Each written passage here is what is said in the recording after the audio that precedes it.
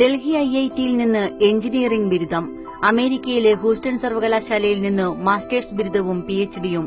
അലോക് സാഗർ ഐഐടിയിലെ മുൻ professor, reserve bank ഗവർണറായിരുന്ന Raghuram രാജന്റെ ഗുരു. പക്ഷേ ഈ മുൻ ഐഐടി പ്രൊഫസർ കഴിഞ്ഞ 32 വർഷമായി മധ്യപ്രദേശിലെ ഒരു ആദിവാസി ഗ്രാമത്തിലാണ് വാസം. ഐഐടിയിലെ ജോലി രാജിവെച്ച് മധ്യപ്രദേശിലെ ആദിവാസി ഗ്രാമങ്ങളിലേക്ക് ജീവിതം പറിച്ചുനട്ടു. വെറും 750 മനുഷ്യർ മാത്രമുള്ള, നല്ല റോഡുകളോ വൈദ്യുതിയോ ഇല്ലാത്ത ഒരു പ്രൈമറി സ്കൂൾ മാത്രമുള്ള കൊച്ചാമു എന്ന ഗ്രാമത്തിൽ തികച്ചും സന്തുഷ്ടനാണ് അലോക് സാഗർ. സമൂഹത്തിന്റെ താഴെത്തട്ടിൽ നിന്നാണ് സേവനം തുടങ്ങേണ്ടതെന്നാണ് ഈ പ്രൊഫസറുടെ വാക്കുകൾ.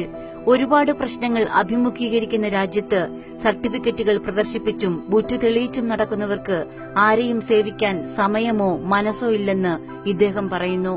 50,000-ത്തിലധികം മരങ്ങളാണ് അലോക് സാഗർ ഇതിനകം തന്റെ ഗ്രാമത്തിലും പരിസര പ്രദേശങ്ങളിലുമായി നട്ടുകഴിഞ്ഞത്. വിത്തുകൾ ശേഖരിച്ചും വിതരണം ചെയ്തുമാണ് ജീവിതം. അധികം ആരോടും താൻ ആരാണെന്ന് വ്യക്തമാക്കിയിരുന്നില്ല. അടുത്തിടെ നടന്ന തദ്ദേശ തെരഞ്ഞെടുപ്പിനോടനുബന്ധിച്ച് അലോകിന്റെ മേൽ ചിലർ സംശയമുന്നയിച്ചു. അതോടെ സുരക്ഷാ കാരണങ്ങളാൽ ഗ്രാമം വിട്ടുപോകാൻ ജില്ലാ ഭരണകൂടം ആവശ്യപ്പെട്ടു. ഇതോടെ താൻ ആരാണെന്ന് അദ്ദേഹത്തിന് പറയേണ്ടി വന്നു. ജില്ലാ ഭരണകൂടം ഞെട്ടിപ്പോയി അലോക് സാഗർ നൽകിയ രേഖകൾ കണ്ട്. ഒട്ടേറെ ഭാഷകളിൽ പ്രാവീണ്യമുള്ള അലോകിനിപ്പോൾ ആദിവാസികളുടെ തനത് ഭാഷകളും വശമായി കഴിഞ്ഞു.